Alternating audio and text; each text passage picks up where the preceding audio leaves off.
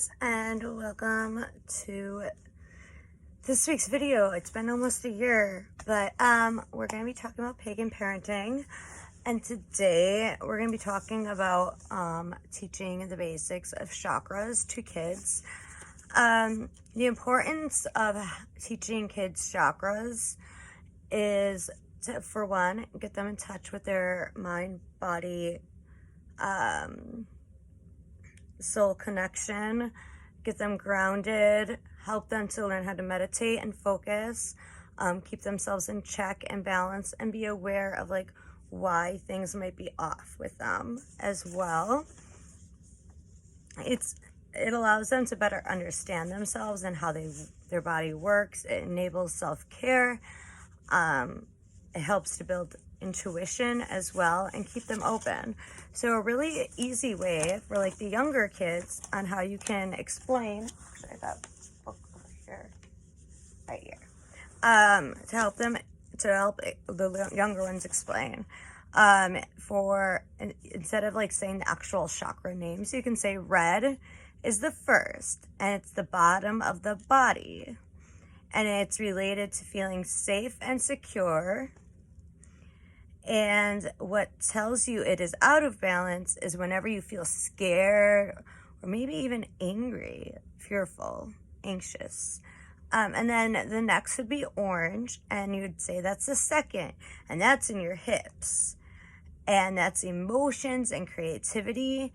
And when you know it's out of balance is when you're feeling strong emotions or stuck on what to do next. So feeling stuck or having extreme emotions. Next is the yellow, and that would be your third, and that would be your belly button. And that's related to feeling powerful and strong. And how it would tell you that it's off balance is when things are feeling unfair or you're feeling really nervous and anxious. You get that like sick to your tummy type feeling. And then the next would be green, which would be your fourth, and that would be your chest. And that's for feeling lovable and loving. And how you know it's out of balance is when you're feeling lonely, picked on, or unimportant. Like when you feel like unloved or just, unlovable, that type of feeling. And then next would be blue, and that'd be fifth, and that'd be your throat. And that's when you're feeling heard and understood, and it's off balance when you are hurting or feeling like yelling, blurting out, or not talking at all. So you're either going from one extreme or the other. So you might be shut down or you might be like overboard. And then next would be purple, and that's sixth, and that would be your forehead, and that's feeling connected to yourself. And how you know it's out of balance is when you don't know if you're right or someone else is right, or who that might be the opposite of you.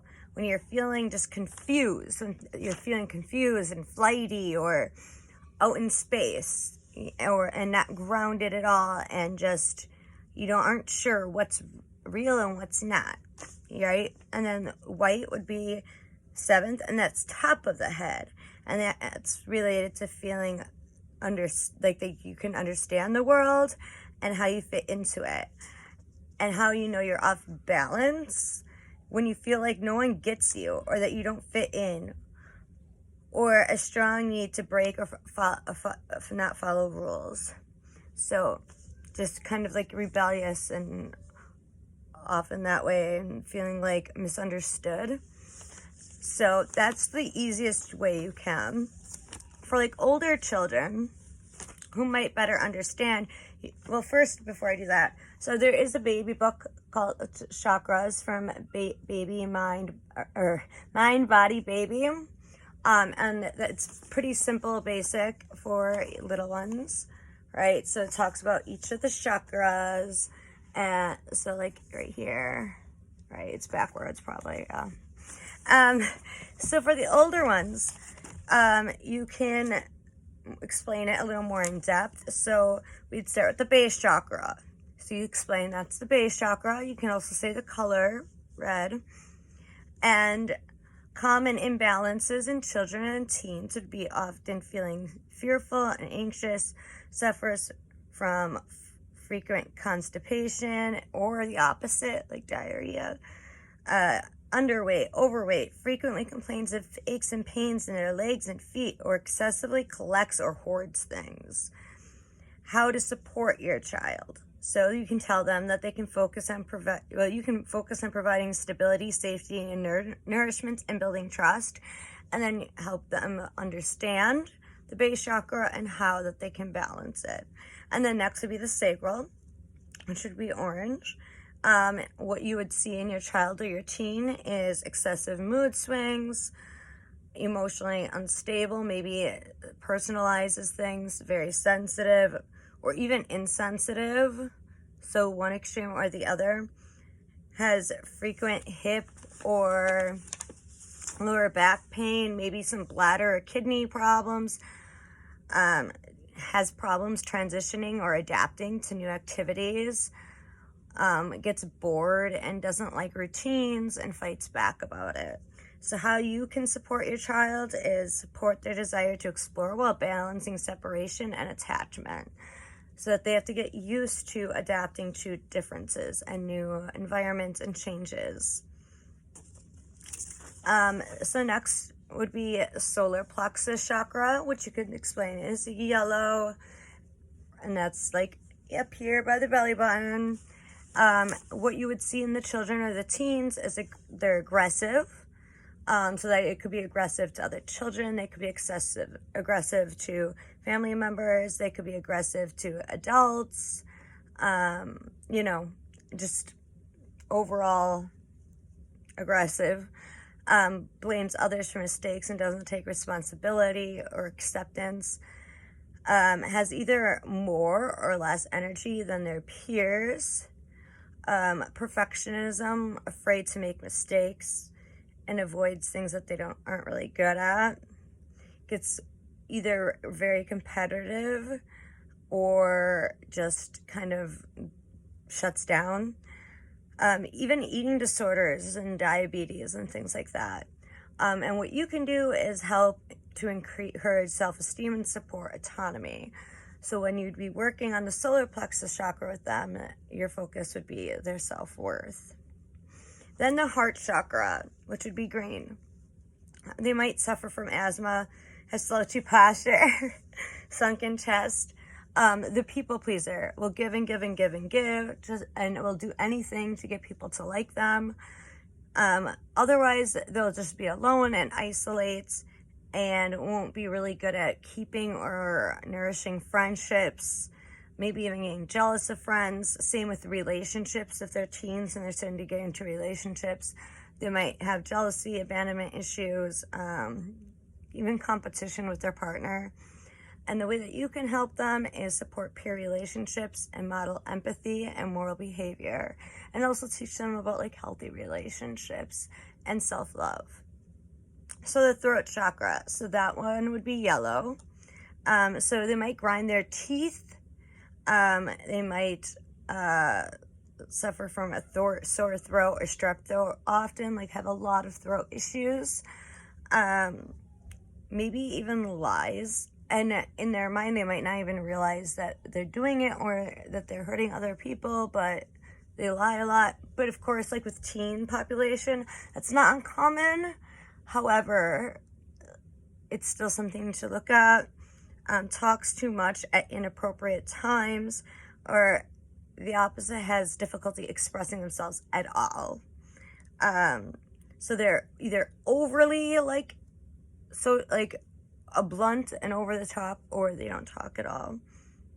And when that also goes with the tone, they're either very weak voiced or very loud. And then the way you can help them is stimulate creativity and support communication, encourage them to expand their lives and how they look at it, as well as like how to properly speak how they feel or what they think. And then we got, oh, jeepers. So then next we have, that wasn't yellow, that was blue. I don't know why I'm off right now. Excuse me. Next we would have the third eye chakra, or the brow chakra as some call it, and that would be violet. Some say purple, but it's violet. So they might lack imagination, or they're overly imaginative. So either totally not like here and coming up with all this stuff, or they lack the imagination. Might have nightmares, poor vision or other eye issues, frequent complaints of headaches or migraines, can't concentrate very well, and has poor memory. Now, of course, a lot of the things that I've listed thus far can be associated with mental health stuff, such as like ADHD, anxiety disorders, PTSD, autism, etc. But, you know the difference if you're a parent, and you know how that they usually are. So in this case, you would support their expression of individuality, teach them healthy boundaries, and help them with independence.